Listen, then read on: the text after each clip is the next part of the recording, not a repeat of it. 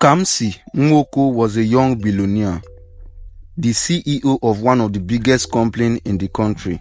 But despite everything money could buy, he was never truly happy.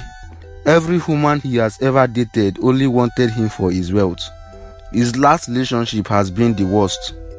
His ex-girlfriend has pretended to love him, but once she got what she wants, expensive gifts, the luxury and vacations, she dumped him for another rich man. Kamsi was tired of being surrounded by fake love. He wanted something real. He wanted a woman who would love him for who he was, not for his money.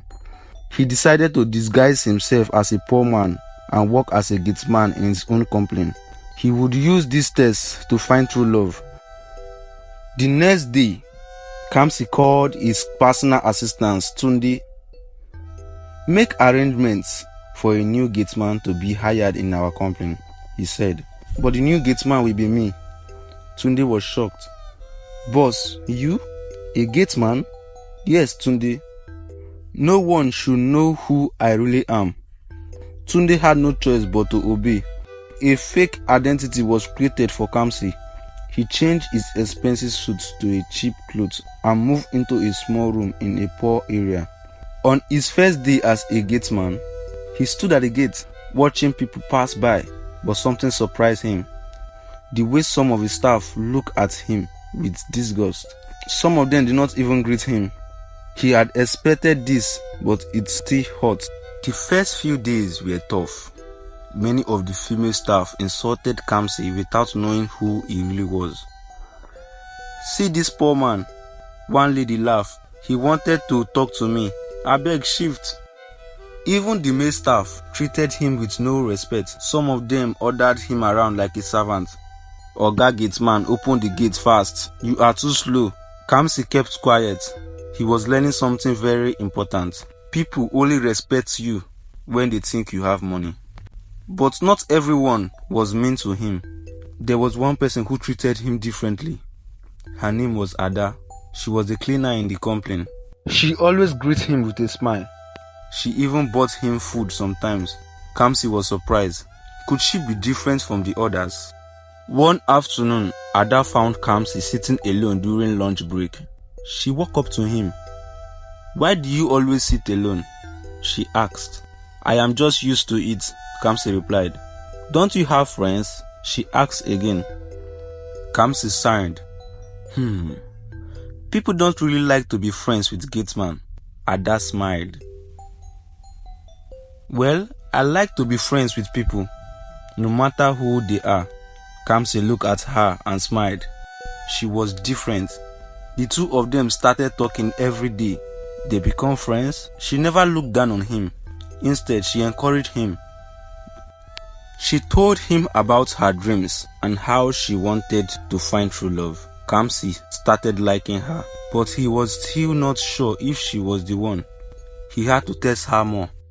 Before falling completely for Ada, Kamsi decided to test other female staff in the company. Maybe there is someone who could see beyond his disguise. One day, he tried talking to another lady in the company, but she laughed at him. "A whole me, date a gateman, God forbid." Another woman called him useless. "You are just too poor. I can never talk to someone like you." Kamsi shook his head. He had his answer. None of these women were worth it. They only wanted rich men. His respect for Ada grew even more. One morning, Kamsi had an important business meeting with foreign investors. He couldn't go to work as the gateman. He needed an excuse, so he faked an illness and stayed at home. That day, Ada came to work and noticed he wasn't there. She asked around, but no one knew what happened. Worried, she asked another staff for his number. When she called him, Kamsi panicked. He did not expect her to care so much. "I will come and see you," Ada said over the phone. Kamsi quickly called Tunde. "Find me a small, poor-looking house in the ghetto. Ada is coming to visit." Tunde did as he was told. When Ada arrived, She was shocked to see Kamsi living in such a poor place, but instead of looking down on him, she took care of him. She bought food and medicine. Kamsi was touched. She truly cared. Maybe she was the one. Days passed. The staff has been hearing rumors about the CEO, but they have never seen him. Some said he was young and handsome. Others said he was one of the richest men in the country.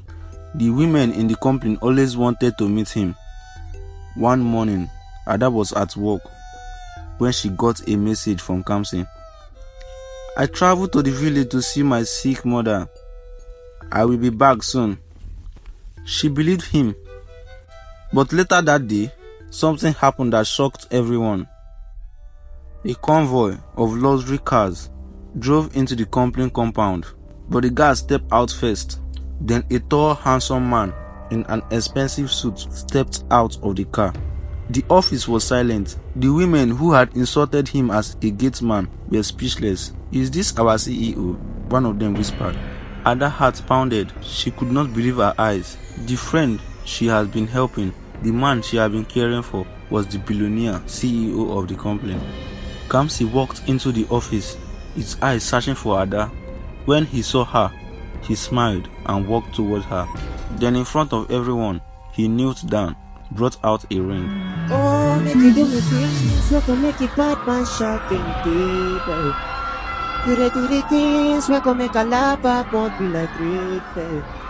Oh, can you do me things, we can make it. Ada, I have been lying to you, he said. I am not a gateman. I am Kamsi Nwoko, the CEO of this company. I was looking for true love, and you passed the test. Will you marry me? Ada's eyes filled with tears. She was supposed to be happy, but instead, she was crying. Kamsi was confused. Why are you crying? He asked. Then Ada spoke the truth. Because I have been lying too. I am also from a rich home, but I have been working as a cleaner because I was looking for true love too. Everyone gasped. Kamsi was shocked. He never expected this twist. The two of them has been testing each other for a long time. The entire company was in shock. The billionaire CEO has been working as a gateman, and the cleaner was also from his rich home. Some of the female staff who had rejected Kamsi were now filled with regret. They had insulted and mocked the man they now desperately wished to marry. Meanwhile, Kamsi stared at Ada in disbelief. Ada wiped her tears and nodded. My father is Chief Obiora, the owner of Obiora Group of Companies. Gap filled the air. Chief Obiora was one of the wealthiest businessmen in the country. The revelation hit Kamsi hard. He had thought he was testing Ada, but all along she had been testing him too. What does this mean for us? He asked, unsure if she still wants him. Ada looked deeply into his eyes and smiled. It means we are meant for each other. The crowd erupted in cheers, but not everyone was happy about their love story. As Kamsi and Ada left the office together, a few staff members watched them with jealous eye. Some of the women who had rejected Kamsi now plotted to ruin his relationship. Chisom, the company human resource manager, had been one of the women who mocked Kamsi. Now she was furious that Ada, the cleaner, had won his heart. She gathered a few others who felt the same. We cannot let this happen. Chisom she is just a cleaner. How can she get engaged to our billionaire CEO? But she is rich too, one of them pointed out. Chisom's eyes darkened. So what? We must find a way to break them up. Meanwhile, Kamsi and Ada were on cloud 9, unaware of the storm around them. That evening, Kamsi decided to visit Ada's family to officially introduce himself, but he did not expect the resistance he faced. Chief Obiora, Ada's father, was not pleased. You mean to tell me that you were working as a gateman? He snuffed. Kamsi nodded. Yes, sir. I wanted to find a woman who would love me, for who I am, not for my money. Ada mother signed. And you think that is wise? You could have found a proper woman without going to such extreme. Ada held Kamsi's hand. Mama, Papa, I love him. I don't care how we meet. He is the one I want. Chief Obiora frowned. I will think about it, but I don't approve yet. Kamsi knew he had another battle to fight. While Kamsi was dealing with Ada's family, Chisom and her aliens were working on their plan. They spread rumors that Ada has only been pretending to be humble and was actually a gold digger targeting Kamsi's wealth.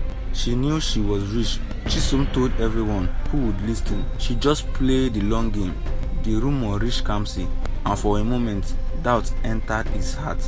Could Ada really have known who he was? That night, Kamsi met Ada at a quiet restaurant.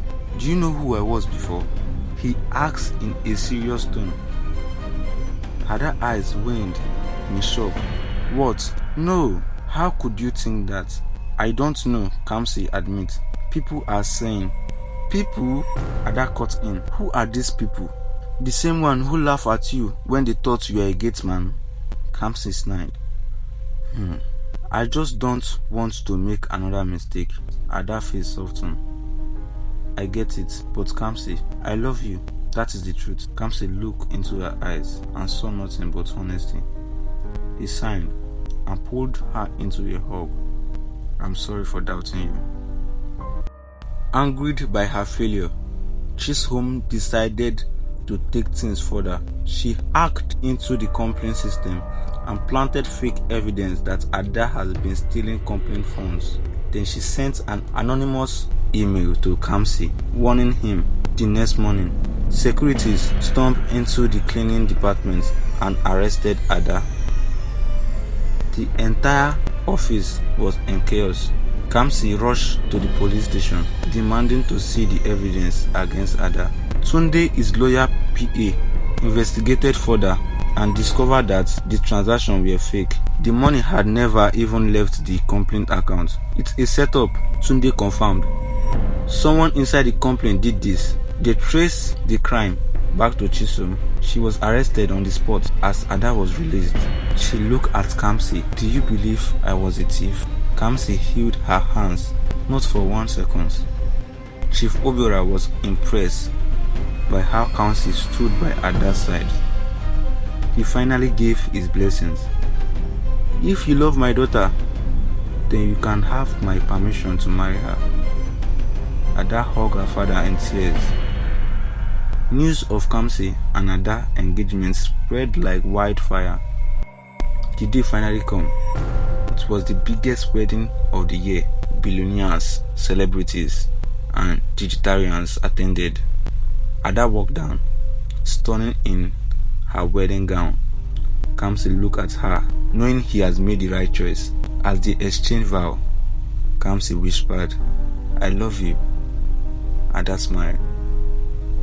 I love you, Mom. They sealed their love with a kiss, and the crowd erupted in applause. We've only been dating for a year, so I'm gonna take the risk and sound a little weird. I want the picket fences and then arch around the entrance to IKEA twin bed for the kids.